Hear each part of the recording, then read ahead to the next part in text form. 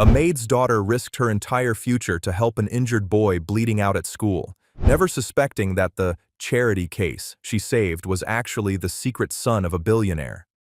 The silence in the locker room was heavier than the metallic smell of blood. On the white tiles, a boy lay dying, ignored by the wealthy students who simply stepped over him as if he were trash. For Emily, the janitor's daughter, crossing that threshold wasn't just a violation of school policy. It was a death sentence for her family's survival. She knew that saving him meant losing her scholarship, her mother's job, and their only home.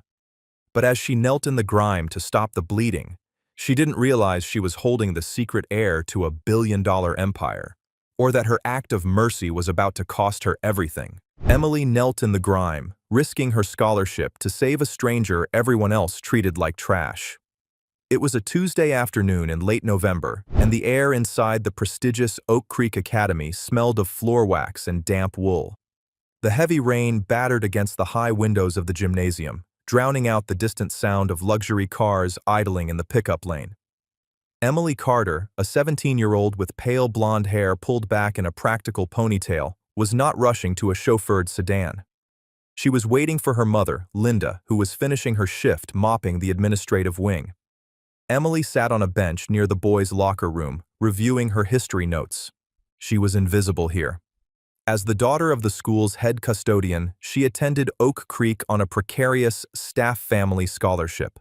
One wrong move, one failing grade, one complaint from a wealthy parent, and she would be back at the public high school in the city.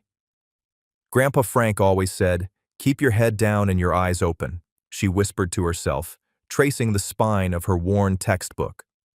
Her grandfather, a decorated combat medic from the Korean War, had raised her on stories of duty and precision. He had passed away 2 years ago, but his voice was still the loudest one in her head. A sudden crash from inside the boys' locker room shattered her concentration. It was the sound of metal hitting tile, followed by a sickening thud. Then, silence. Emily looked around. The hallway was empty, save for a few students at the far end laughing at a video on a phone. They hadn't heard, or they didn't care. She hesitated. The boys' locker room was strictly off limits. Entering it was grounds for immediate suspension.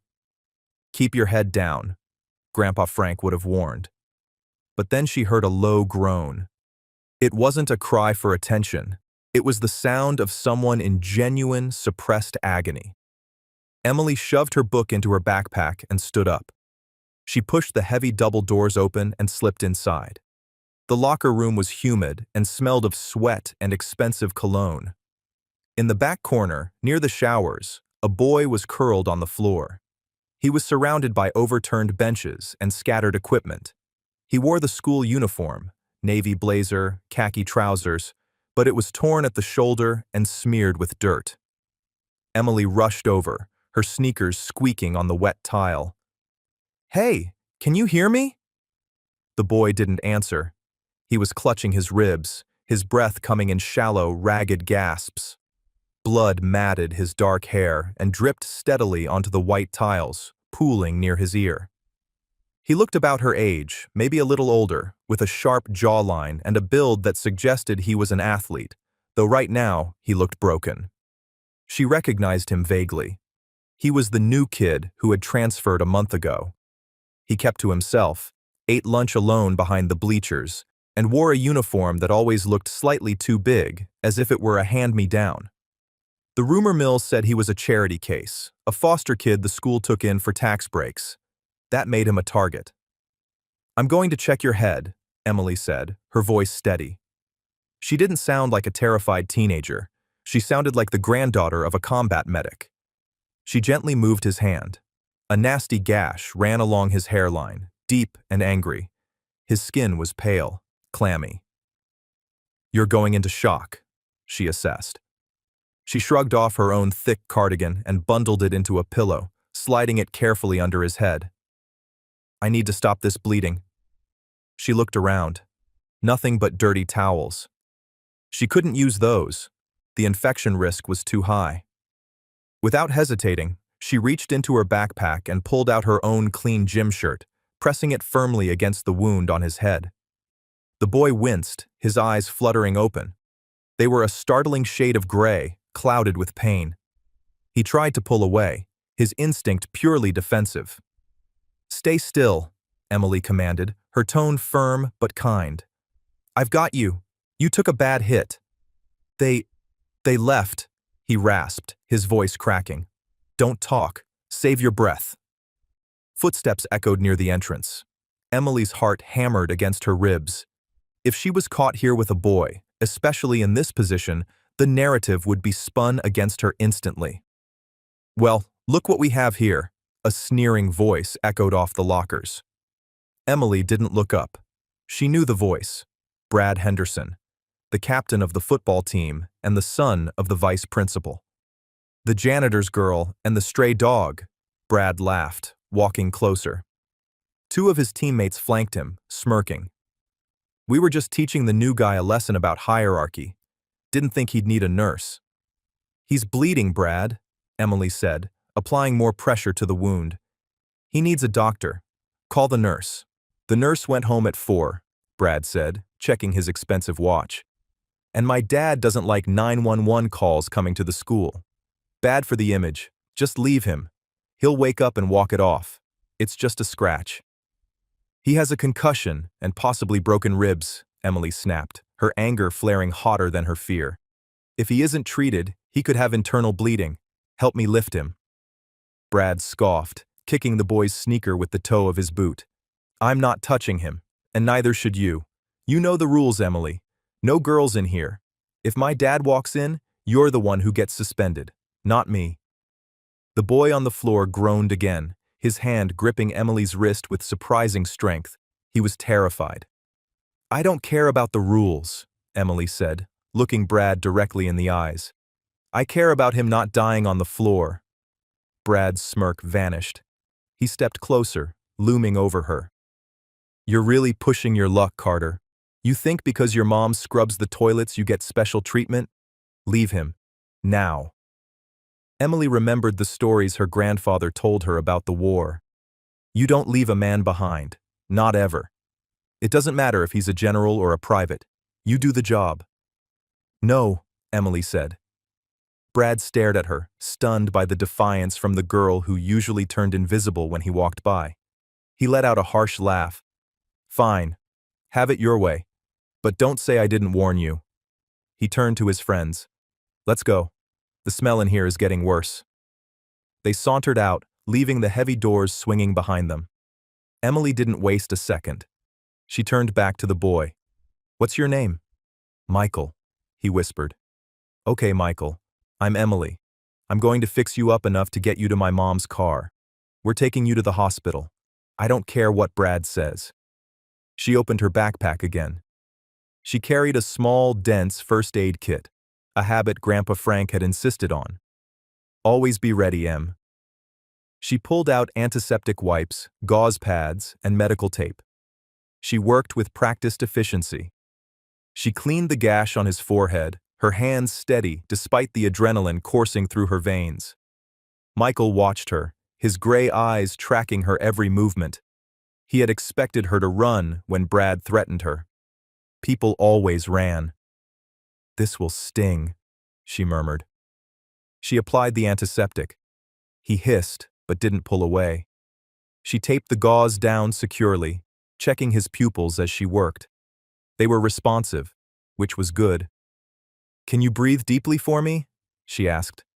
Michael tried, but flinched. "Left side. Hurts. Probably a bruised rib. We won't wrap it, that restricts breathing. We need to get you up." She maneuvered her arm under his shoulders. "On 3. 1, 2, 3. She hauled him up. He was heavy, dead weight leaning against her, but she planted her feet and held him. They moved slowly toward the door. Just as they reached the hallway, the doors swung open again. This time, it wasn't Brad. It was Vice Principal Henderson.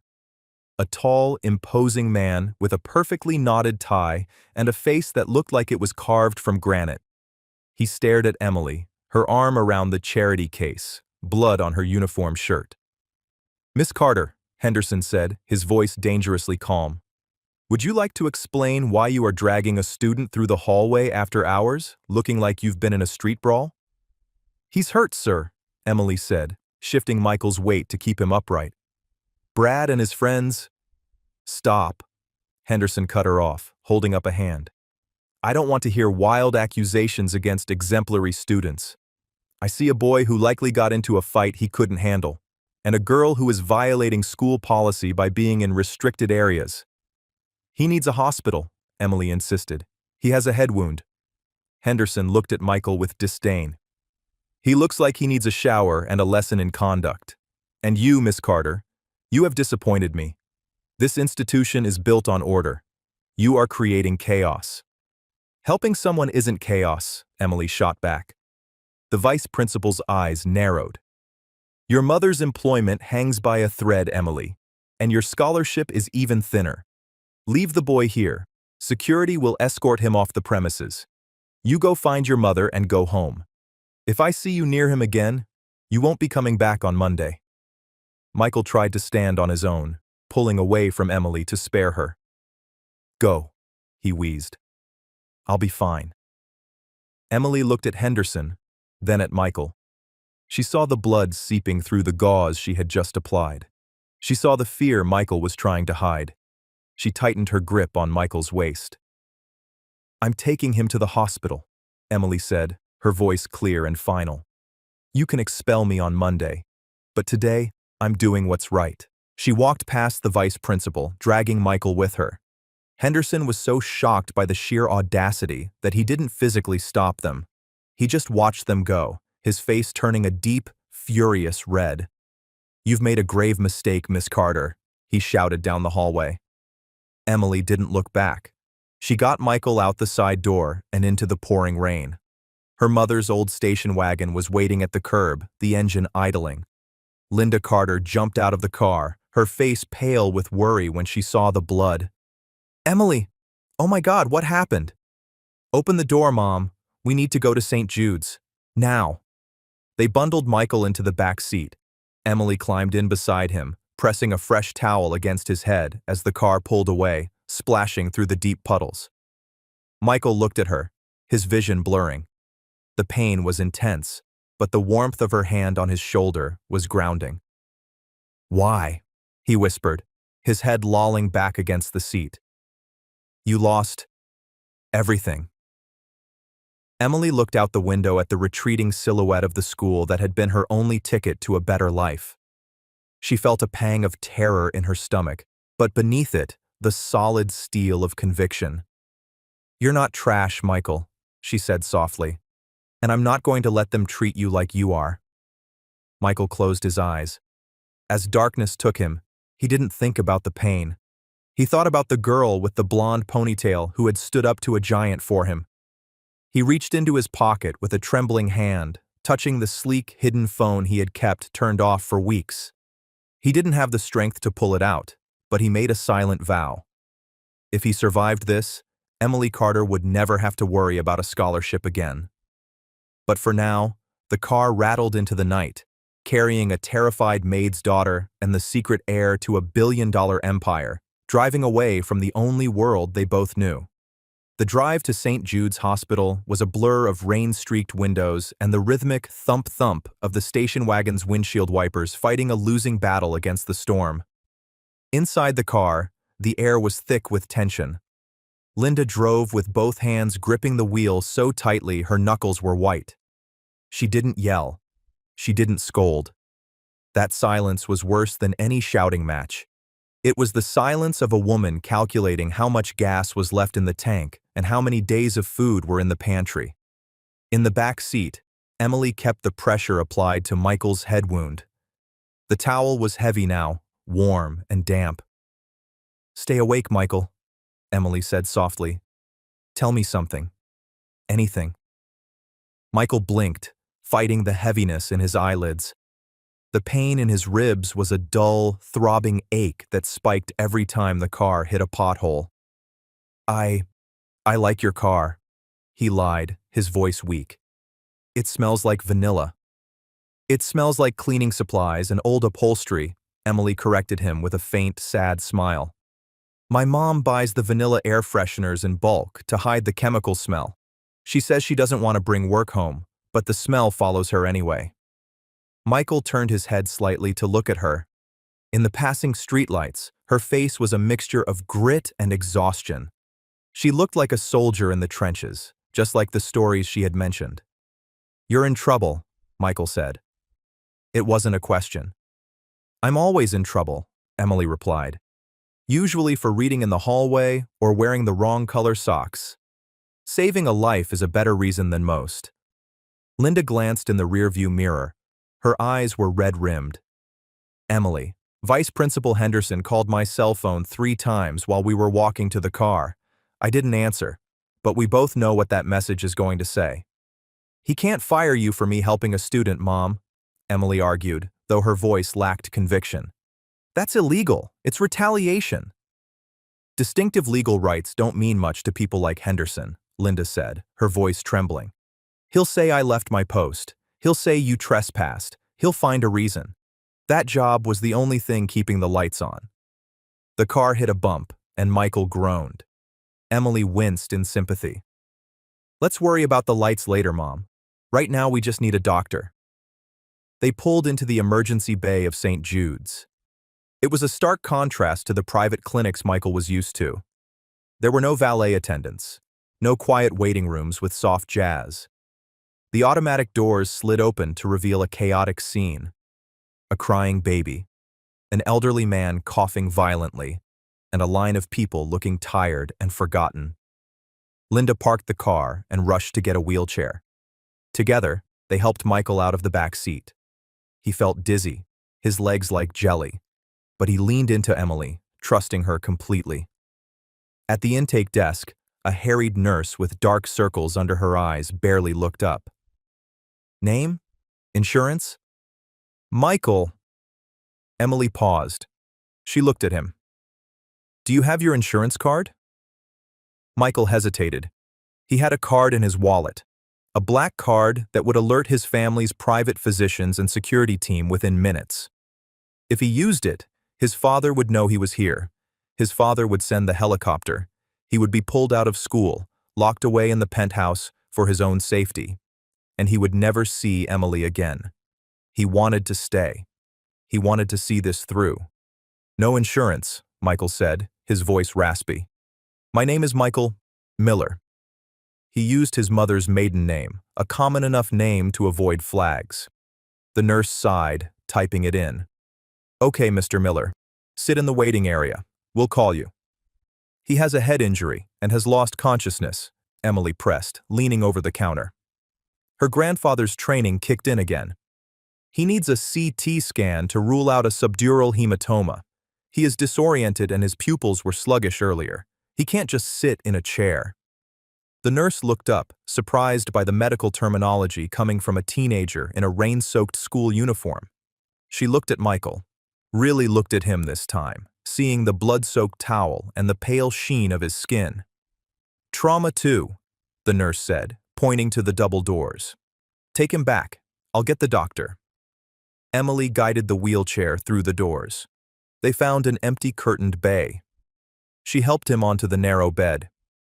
"You know a lot of big words," Michael said, trying to smile as he lay back against the crinkly paper pillow. "Grandpa Frank made me memorize the Merck manual when I was 12, Emily said, checking his pulse again. He said, "Emily, the world is dangerous. Competence is your only shield." He sounds intense. He was. He was also the best man I ever knew. He raised me after my dad left. Emily pulled a blanket over him. "He taught me that you don't look away when things get ugly.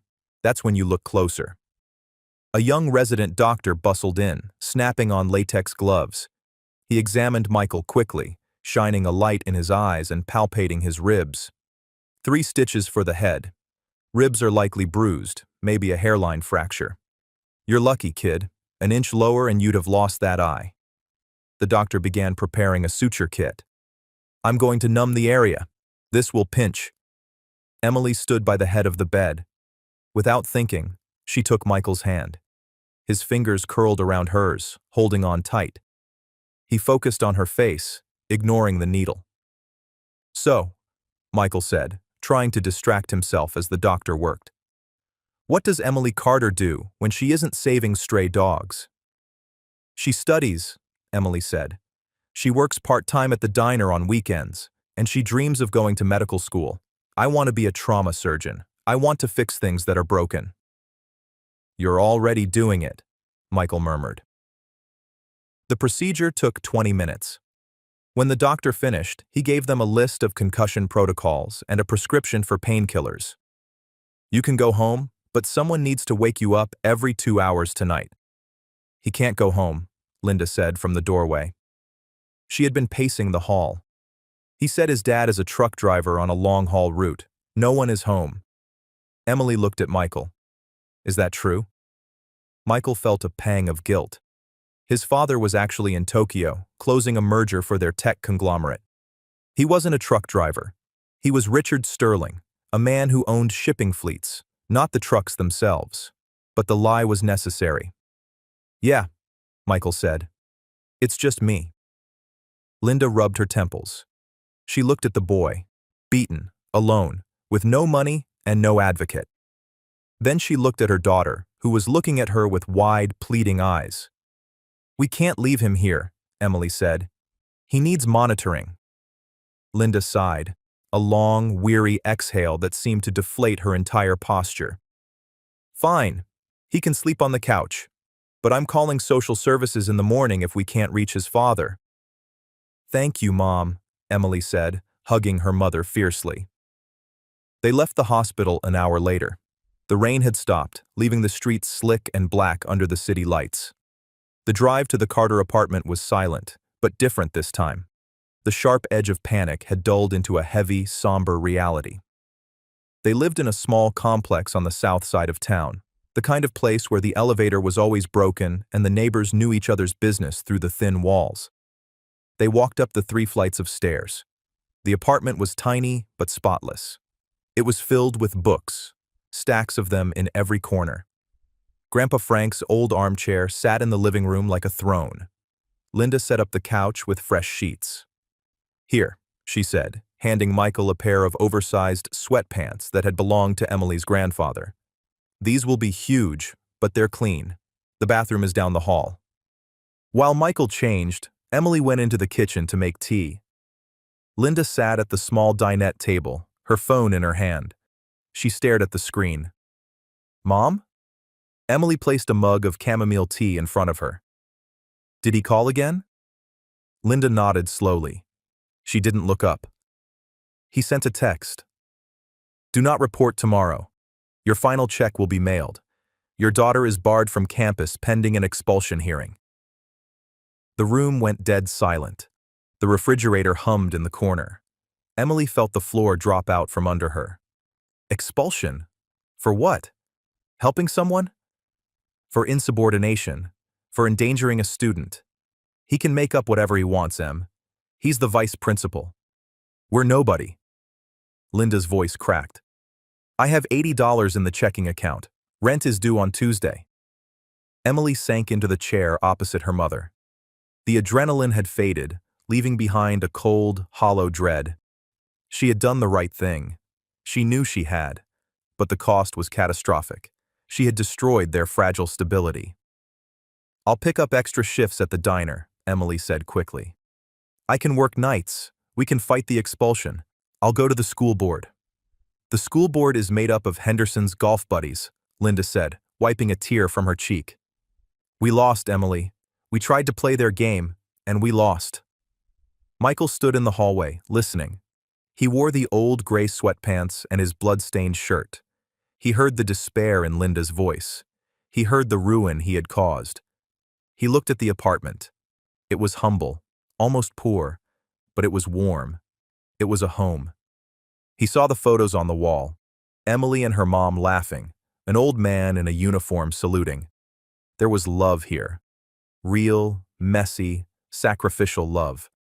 His own home was a cold museum of glass and steel, staffed by people paid to care. He retreated quietly into the bathroom and locked the door. He sat on the edge of the tub and pulled out his phone again. It had 4% battery left. He powered it on. Dozens of notifications flooded the screen. Missed calls from father, security chief, headmaster. He ignored them all. He opened his banking app. The balance displayed was a string of numbers that could buy this entire apartment complex 10 times over. He couldn't transfer money to them directly. It would raise too many questions. He had to be smarter. He had to fix this without breaking his cover, because for the first time in his life, he had a friend who liked him for him, not for the balance on this screen. He typed a text message to a number saved simply as Arthur, his father's personal fixer and the one man Michael trusted. Message: I am safe. Do not track this phone. I need you to handle a situation at Oak Creek Academy immediately. Vice Principal Henderson fired a staff member, Linda Carter, and expelled her daughter, Emily. This is a mistake. Fix it. Anonymous donor, scholarship, grant. I don't care how you do it. Reinstate them with a raise and a full apology. Do not reveal it came from me. If you do, I disappear for good. I mean it, Arthur. He hit send. He waited 3 seconds. The reply came back. Arthur. Understood, Michael. Are you injured? Your father is ready to tear the city apart. Michael. I'm fine. Just handle Henderson. And Arthur? Look into the scholarship fund. I want it fully endowed. Forever. Arthur. Consider it done. Please come home. Michael turned off the phone. He looked at himself in the mirror. The bandage on his forehead was stark white against his skin. He wasn't just the rich kid anymore. He was a witness. He unlocked the door and walked out to the living room. Emily and Linda were sitting in silence. I'm sorry, Michael said. They both looked up. It's not your fault, Michael, Emily said, her voice tired. I know, Michael said. He sat on the edge of the couch. But maybe things will turn around. My grandpa used to say, the darkest hour is just before the dawn. It was a cliché, but he delivered it with a strange certainty. Your grandpa was an optimist, Linda said dryly. Get some sleep, Michael. We'll figure out where you go in the morning. Emily stood up. I'll get you a glass of water. She went to the kitchen. Michael followed her, standing in the doorway. Why did you really do it? He asked, his voice low. You knew the risk. You knew Henderson. Emily filled a glass with tap water. She turned to face him. Because you were hurting, she said simply. And everyone else just walked by. I couldn't be one of those people. I don't want to live in a world where we just walk by. She handed him the glass. Their fingers brushed. Thank you, Michael said, for seeing me. You're welcome, Michael Miller. He watched her walk to her bedroom. He lay down on the couch, staring at the ceiling. The ceiling had a water stain in the corner. The radiator clanked. It was the best night's sleep he had ever had. Sunlight filtered through the thin curtains, illuminating the dust motes dancing in the air. Emily woke up with a heavy stone in her stomach. For a second, she forgot. Then the memory of the expulsion crashed down on her. She didn't have school today. She didn't have a future. She dragged herself out of bed and walked into the living room. The blanket on the couch was folded neatly in a military-style square. The pillow was fluffed. Michael was gone. Panic flared in her chest. Had he run away? Was he sick? Mom, Emily called out. Linda came out of her bedroom, tying her robe. What is it? Is he worse? He's gone. They found a note on the kitchen table. It was written on the back of a napkin in neat cursive handwriting. Emily and Linda, I have to go handle some family business. I can't stay and cause more trouble. Thank you for saving my life. I won't forget it. M. He left, Linda said, slumping into a chair. Just like that. We lost everything for a boy who didn't even say goodbye. He was scared, Mom. Emily defended him, though she felt a sting of rejection. He probably didn't want to be a burden. Well, burden or not, we have bigger problems. Linda pointed to the phone. I have to start calling temp agencies. Just then, the phone rang. It was a jarring, loud sound in the quiet apartment. Linda stared at it. It was the landline. Only bill collectors and the school had that number.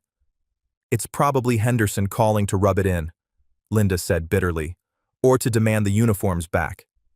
She picked up the receiver. Hello? Emily watched her mother's face. She saw Linda's eyes go wide. Her mouth opened, then closed. She sat down slowly, her hand clutching the edge of the table. I don't understand, Linda stammered. Yes, I'm listening. Wait, say that again? A what? Emily stepped closer. Mom? Who is it? Linda waved her hand for silence. Yes, of course. We can be there in an hour. Yes. Thank you. Thank you so much. Linda hung up the phone. She stared at the wall, stunned. Mom? That was the chairman of the school board, Linda whispered. Mr. Abernathy. The chairman? Why is he calling you? He said there's been a significant administrative error. Linda looked at Emily, her eyes filling with fresh tears. But these were different. These were tears of shock. He said Vice Principal Henderson has been placed on immediate administrative leave pending an investigation into misconduct. Emily's jaw dropped. What? There's more, Linda continued, her voice shaking. He said an anonymous benefactor contacted the school this morning. They have endowed a new Staff Excellence Grant. My job is secure, and they want to offer me a promotion to Facilities Manager. It comes with a salary increase, a big one. And the expulsion?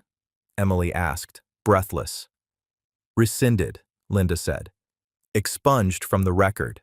And, Emily, they upgraded your scholarship. It's fully paid. Tuition, books, meals, everything. For all 4 years of college too, if you stay at Oak Creek. Emily grabbed the back of the chair to steady herself. I don't understand. How? Why? It hasn't even been 12 hours. The chairman said the benefactor was very specific. They saw an act of integrity that represented the true values of the school. Linda looked at the empty couch where Michael had slept. Do you think? No, Emily said, shaking her head. Michael didn't have insurance, Mom. He wore clothes that didn't fit. He was terrified of calling his dad. It couldn't be him. Then who? Maybe someone saw us, Emily reasoned. Maybe a teacher saw Henderson yelling at me and reported it. Maybe there's still some justice left in the world. Emily looked at the napkin on the table. I won't forget it. We have to go, Linda said, snapping out of her daze. We have a meeting with the chairman in an hour. Go get dressed. Put on your uniform, the clean one. As Emily ironed her shirt, she couldn't shake the feeling of Michael's hand in hers.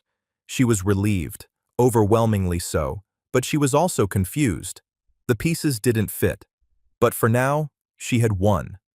She had stood her ground, and the ground hadn't crumbled. Monday morning at Oak Creek Academy arrived with a deceptive calm, the kind that usually precedes a hurricane. The storm had passed, leaving the campus scrubbed clean and glistening under a cold, bright sun. Emily Carter walked up the main steps, her backpack heavy on her shoulders, her breath misting in the frigid air. She felt different. The pavement felt solid under her feet. For the first time in 3 years, she didn't feel like she was trespassing on hallowed ground. She belonged here. The letter from the school board, signed and stamped, was folded neatly inside her chemistry textbook like a shield. However, the atmosphere inside the school was strange. Usually, the hallways were a cacophony of gossip, slamming lockers, and the shrieking laughter of the privileged. Today, there was a low, anxious hum. Conversations stopped when she walked by. Eyes followed her, not with the usual disdain, but with confusion. They knew something had happened to Vice Principal Henderson. His office was dark, the nameplate removed from the door. Rumors were flying. Embezzlement, a scandal, a family emergency. No one suspected that the daughter of the cleaning lady had toppled the tyrant. Emily kept her head high, channeling Grandpa Frank. Walk like you own the ground, Em, even if your shoes have holes in them. She reached her locker and dialed the combination. 12-24-05. The date her grandfather came home from the hospital for the last time. She opened the metal door and swapped her books. "I heard he was fired," a voice whispered nearby. "My dad said it was a corporate takeover or something. The board went nuclear over the weekend," another replied. Emily shut her locker. She turned and saw Brad Henderson leaning against the trophy case down the hall. He looked diminished. His usual swagger was gone, replaced by a nervous twitch in his jaw. He wasn't wearing his Letterman jacket. He was staring at his phone, his face pale. He looked up and locked eyes with Emily. For a second, she expected him to lunge, to shout, to blame her. Instead, he looked away. He looked afraid. Emily felt a chill that had nothing to do with the weather. Michael's text message. "I have to handle some family business." Just then, a deep, resonant rumble vibrated through the floorboards. It wasn't thunder. It was the sound of engines, heavy, powerful engines. Students drifted toward the front windows. The low hum turned into a murmur of awe. "Who is that?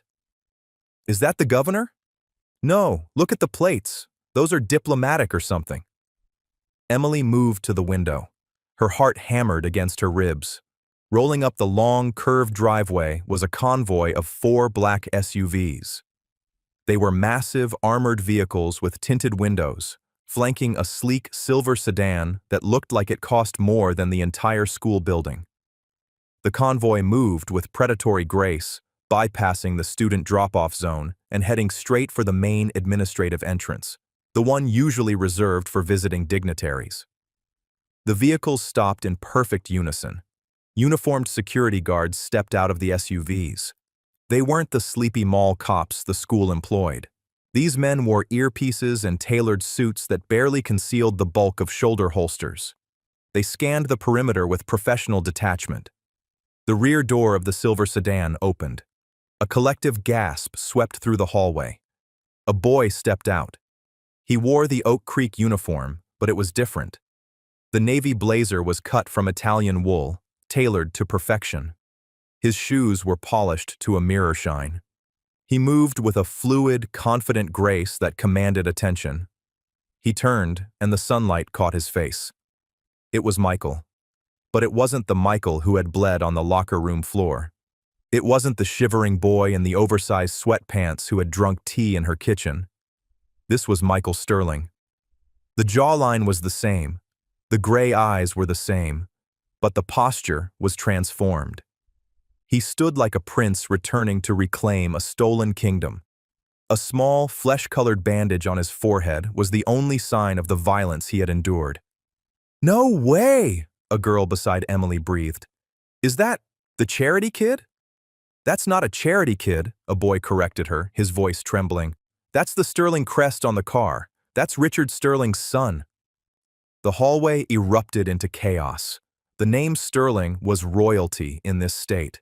They owned the ports, the tech firms, the very land the school was built on. Emily couldn't move. She felt rooted to the linoleum. The betrayal and the relief warred in her chest. He had lied. He had lied about everything. The truck driver father, the poverty, the helplessness. He was one of them. He was the king of them. Michael didn't look at the gaping students in the windows. He buttoned his jacket and walked up the stairs, his security detail trailing a respectful 3 paces behind. The bell rang, but no one moved to class. Everyone flooded into the main corridor to see what would happen next. Emily stood her ground as the double doors swung open. Michael entered. The hallway fell silent. It was a heavy, suffocating silence. He walked down the center of the corridor, the sea of students parting for him instinctively. He didn't look left or right. He looked straight ahead, his expression unreadable. Brad Henderson was still standing by the trophy case, frozen. He looked like a deer in the headlights of a freight train. Michael stopped in front of Brad. The security guards halted, folding their hands behind their backs. Brad swallowed hard. "Michael, I didn't know." "Mr. Henderson," Michael said, His voice was calm, smooth, and utterly terrifying. It lacked any trace of the raspy pain from Friday night. "I trust your father received the severance package my legal team prepared?" Brad nodded, unable to speak. "Good," Michael said. The terms were generous, far more generous than he deserved. He is barred from the education sector in this state, effectively immediately. "And you?" Michael took a step closer. He didn't raise his voice. He didn't need to. "You have a choice, Brad. You can finish your senior year here, quietly, respectfully, and without incident. Or you can leave today. But if you ever mistake cruelty for strength again, I will ensure that the only team you ever captain is a prison work crew. Do we understand each other?" "Yes," Brad whispered. "Yes." "Excellent." Michael adjusted his cuffs. "Get to class." Brad scrambled away, disappearing into the crowd. The hierarchy of Oak Creek Academy had just been decapitated and reorganized in under 60 seconds. Michael turned. The mask of the ruthless heir slipped, just for a fraction of a second. He scanned the crowd. He was looking for someone. His eyes found Emily. She was standing by the lockers, clutching her book to her chest. She didn't look impressed. She looked hurt. Michael walked toward her. The crowd watched, breathless. The billionaire heir was walking toward the janitor's daughter. He stopped 3 feet away. He respected her space. "You lied," Emily said. Her voice was quiet, but in the silence of the hall, it carried. "I omitted the truth," Michael corrected gently. "There is a difference." "Not to me," Emily said. "You let me believe you were alone. You let my mother worry about feeding you. You let us risk everything for you, and you could have bought the hospital." "If I had told you who I was," Michael said, his gray eyes searching hers, "would you have helped me? Or would you have seen the name and walked away, assuming I was just another Brad?" Emily opened her mouth to argue, but the words died in her throat. She knew he was right. She hated the rich kids at this school. She had prejudice of her own. If she had known he was a Sterling, she might have hesitated. She might have assumed he deserved it.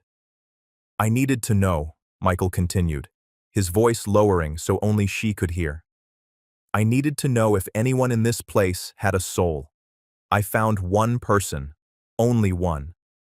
"You played a game with us," Emily said, her eyes stinging. "My mom cried over that expulsion notice, Michael." "And I fixed it," Michael said intensely. "I fixed it all. Your mother is safe. Your future is safe. I pay my debts, Emily." "It wasn't a transaction," Emily snapped, her anger flaring. "I didn't help you to get a scholarship. I helped you because you were bleeding on the floor. That's what you don't get. You think you can just write a check and fix the fear? You can't." She turned on her heel and walked away. The entire school watched as Emily Carter, the girl with the second-hand uniform, turned her back on the prince of the city. Michael watched her go. He didn't follow. He signaled to his security chief, a burly man named Arthur, who was waiting by the door. "Let her go," Michael murmured. "Sir?" Arthur asked. "The headmaster is waiting for you." "The headmaster can wait," Michael said, watching Emily's blonde ponytail disappear around the corner. "I have to earn forgiveness, and that is going to be harder than buying the building." Later that day, Emily tried to focus on the periodic table, but her mind was racing. The school was buzzing. Everyone wanted to be her friend now. Girls who had never spoken to her were suddenly complimenting her hair.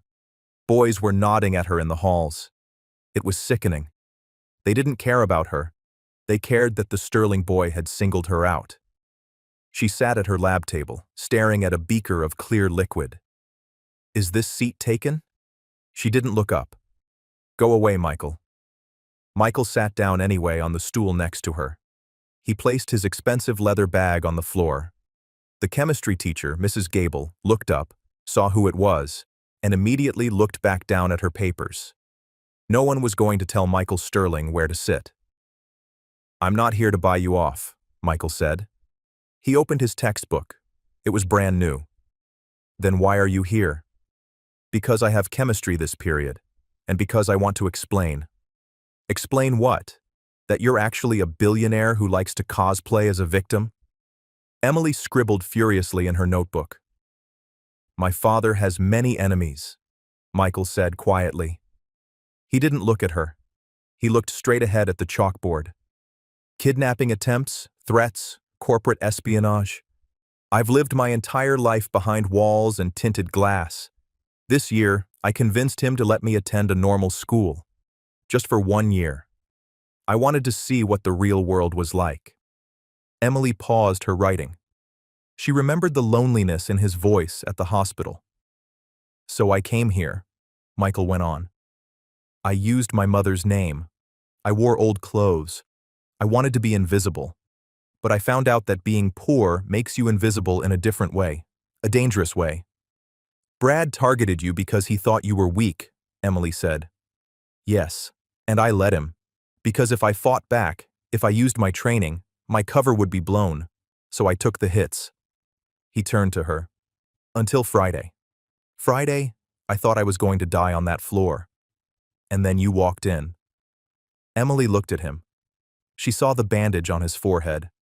She remembered the blood on her hands. You risked everything for a nobody, Michael said. That's rare, Emily. It's the most incredible thing I've ever seen. I was just doing my job, Emily said, her defenses weakening slightly. Grandpa Frank would have haunted me if I didn't. Grandpa Frank raised a warrior, Michael said with a small smile. He reached into his blazer pocket and pulled out a small velvet box. He placed it on the table between them. Emily stiffened. I told you, I don't want your money. It's not money, Michael said. Open it. Emily hesitated. She reached out and flipped the lid. Inside was not a diamond or a gold necklace or a check. It was a medal. An old, tarnished silver medal with a faded ribbon. It was a purple heart. Emily gasped. She looked up at him. Where did you get this? I had my team track down your grandfather's service records, Michael said. He sold this in 1998 to pay for your grandmother's surgery. It was in a pawn shop in Seattle. I bought it back. Emily's hands trembled as she touched the cold metal. She knew the story. Grandpa Frank never talked about the medal he lost, but she knew it broke his heart to sell it. It belongs to your family, Michael said softly. No strings attached. Just, thank you. Tears pricked Emily's eyes. This was different. This wasn't a billionaire throwing cash at a problem. This was someone who had listened, someone who understood what actually mattered to her. You're still a liar, she whispered, wiping her eyes. I know, Michael said. I'm working on it. And you're attracting a lot of attention.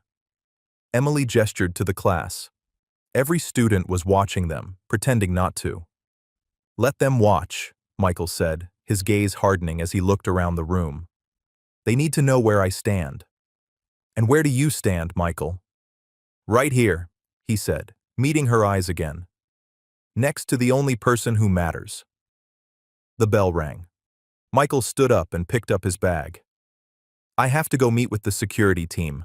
My father is flying in tonight. He wants to meet you. Emily's eyes went wide. Your father? Richard Sterling? He wants to thank the girl who saved his son, and… Michael smirked, a flash of the boy she had teased in the car.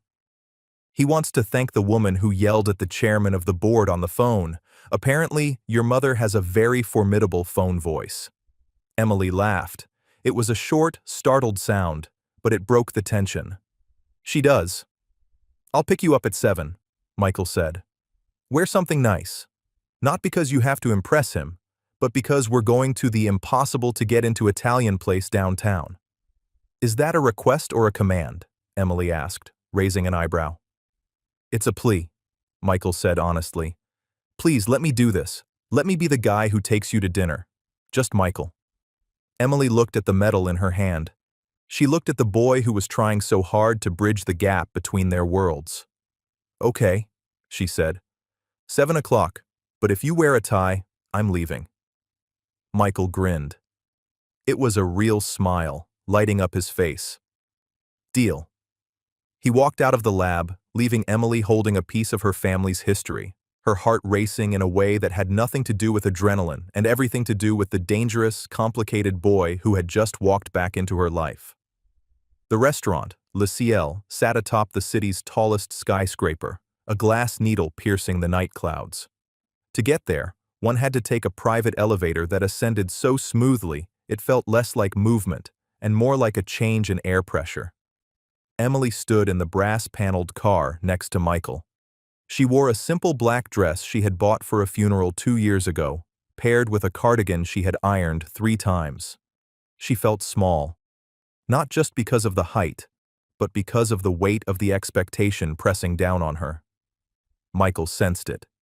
He didn't take her hand.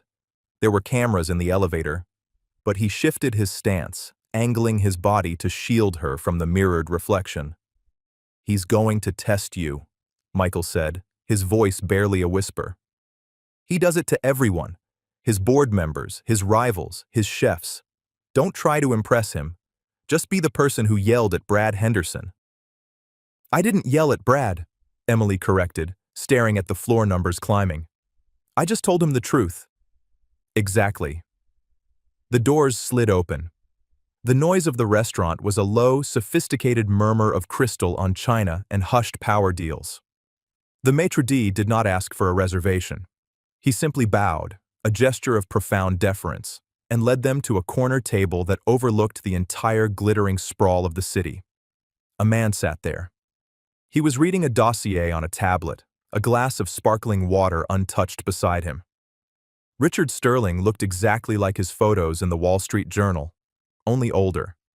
The lines around his eyes were etched deep, the cost of building an empire. He wore a suit that cost more than Emily's mother made in a decade. He didn't look up as they approached. He finished the paragraph he was reading, tapped the screen off, and then, with deliberate slowness, raised his eyes. They were gray, like Michael's, but where Michael's were stormy, Richard's were steel. "Father," Michael said, "this is Emily Carter."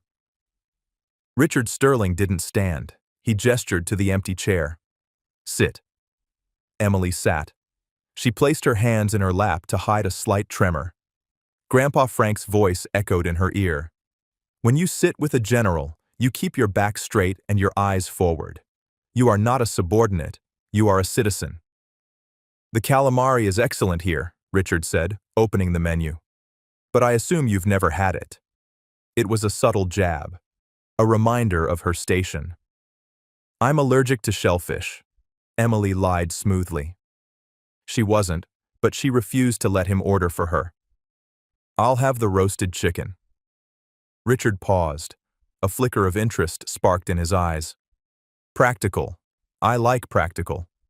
He handed the menu to the waiter without looking at him. "So, Ms. Carter, you are the young woman who dragged my son through a hallway." "I dragged a patient to safety," Emily corrected him. Who he was didn't matter at the time. "Didn't it?" Richard leaned forward, interlacing his fingers. "You're a scholarship student. Your mother was, a custodian. You live in a zip code that my security team considers a red zone. You're telling me that when you saw a boy in an expensive uniform, you didn't see an opportunity?" Michael started to speak.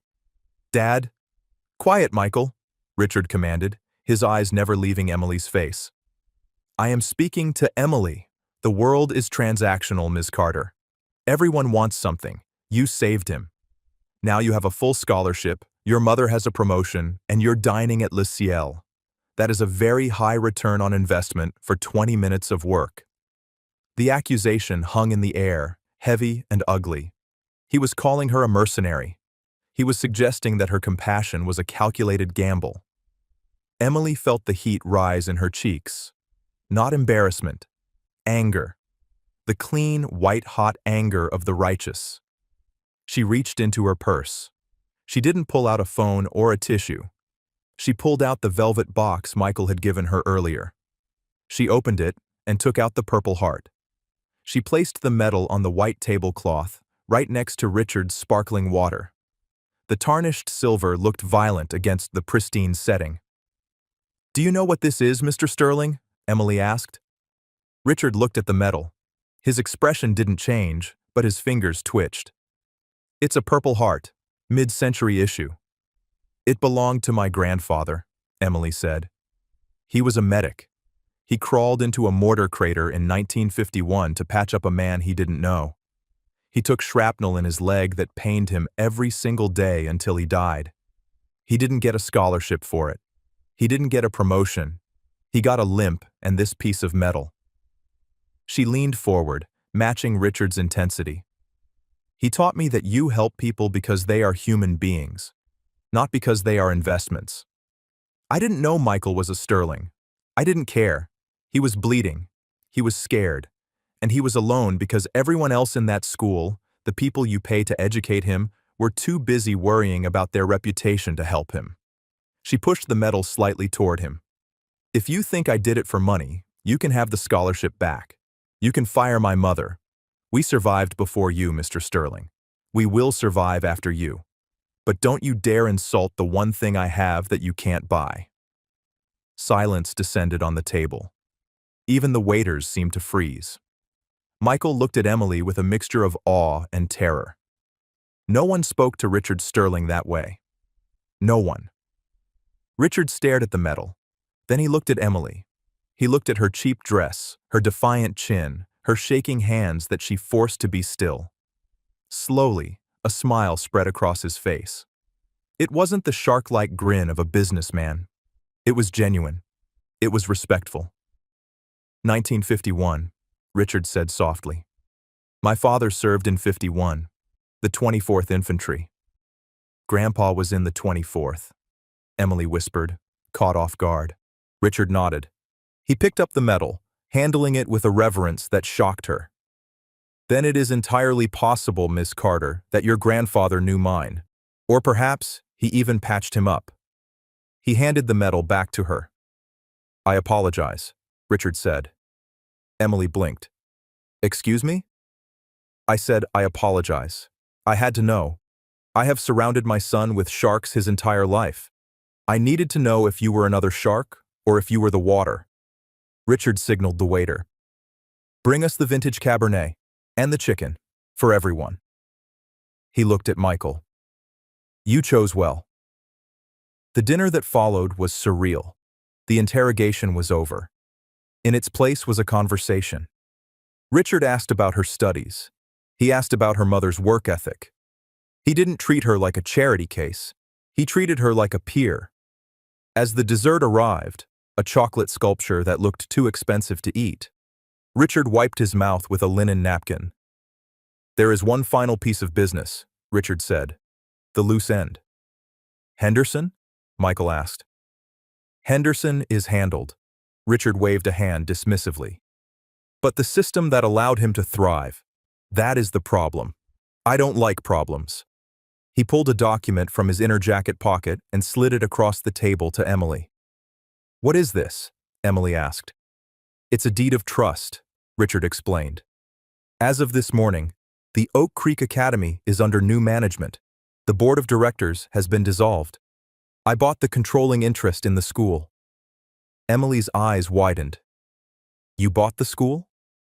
I like to control my environment, Richard said simply. But I am a busy man. I cannot run a high school. I need someone on the ground who understands the facility. Someone who knows where the cracks are. Someone who cares about the foundation, not just the facade. He tapped the paper. I have appointed a new director of operations for the entire campus. It is a largely administrative role, focusing on student welfare and facility maintenance. It pays significantly more than a custodial wage. Emily read the name on the contract. Linda Carter. You're making my mother the boss? Emily asked, her voice choking up. I'm making your mother the guardian, Richard corrected. She has been cleaning up messes there for 10 years. It's time she had the authority to prevent them. He looked at Emily. And as for you, there is a clause in the scholarship fund. It requires the recipient to complete a summer internship. I have an opening in my philanthropic division. It involves traveling to medical clinics in developing nations, identifying needs, allocating resources, fixing broken things. He paused. It seems suited to your particular skill set. Emily looked at Michael. He was beaming. I'd like that, Emily said. I'd like that very much. Good. Richard checked his watch and stood up. I have a plane to London in an hour. Michael, take her home, and drive slowly. It's raining again. Richard Sterling walked away without looking back. But as he reached the elevator, Emily saw him stop and touch his own lapel, as if checking for a medal that wasn't there. The silver sedan glided through the streets of the city. The rain had returned, soft and steady, blurring the lights of the skyline into streaks of gold and red. Michael didn't use the partition this time. He sat close to Emily, the silence between them comfortable rather than heavy. You were amazing, he said, breaking the quiet. I thought he was going to have a heart attack when you put the medal on the table. I was terrified, Emily admitted, leaning her head back against the leather seat and letting out a long breath she felt she'd been holding for hours. But I figured, what's the worst he could do? Expel me again? Michael laughed. It was a warm, genuine sound. He reached out and took her hand. His grip was firm, grounding. They pulled up to her apartment building. It looked the same as it always had.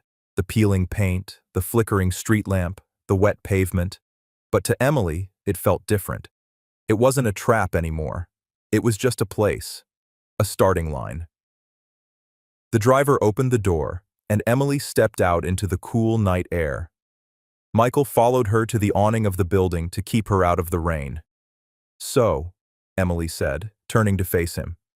See you in chemistry? Actually, Michael said, rubbing the back of his neck nervously. I was thinking of switching to biology. Mrs. Gable scares me.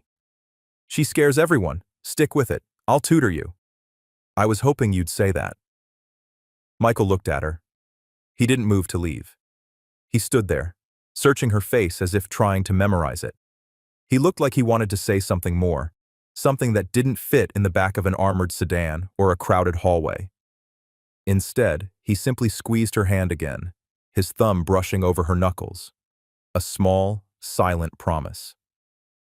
Thank you, he whispered, his gray eyes holding hers in the dim light. For not walking by. I never will, Emily said softly. See you tomorrow, Emily. See you tomorrow, Michael. Emily watched the car drive away until the taillights disappeared into the wet darkness. She stood there for a moment longer than necessary, a small smile touching her lips. She turned and walked up the 3 flights of stairs, her steps lighter than they had been in years. She opened the door to the apartment. Her mother was sitting at the kitchen table, staring at a letter that had been hand-delivered by a courier an hour ago. Mom? Emily asked. Linda looked up. Her eyes were red, but she was smiling. A smile so big it looked foreign on her tired face. Did you know? Linda asked, holding up the contract. I had a hunch. Emily smiled. She walked over and hugged her mother. They stood there in the small kitchen, holding on to each other. The wind howled outside, rattling the window pane, but inside, it was warm. The world hadn't changed completely. There were still storms. There were still broken things. But for the first time, Emily knew she didn't have to just survive the storm. She could weather it. She looked at the counter where her grandfather's picture sat in a chipped wooden frame. The old soldier looked back at her, stern and proud. Keep your head down and your eyes open, he had said. Emily reached out and touched the glass. Head up, Grandpa, she whispered. Head up. And that is where we leave Emily, standing in the quiet after the rain, finally knowing she can weather any storm. Whenever I share a journey like hers, I hope it gives you a chance to step out of your everyday battles and just drift for a bit. I'd love to know what you were doing while listening. Maybe you were listening with a hot cup of tea, sitting on the porch watching the rain, or just settling in for a calm evening. Drop a line in the comments. I really do read them all. And if you want to make sure we cross paths again, hitting like and subscribing makes a huge difference. We are always trying to improve our storytelling, so feel free to drop your feedback in the comment section below. Thanks for spending this time with me.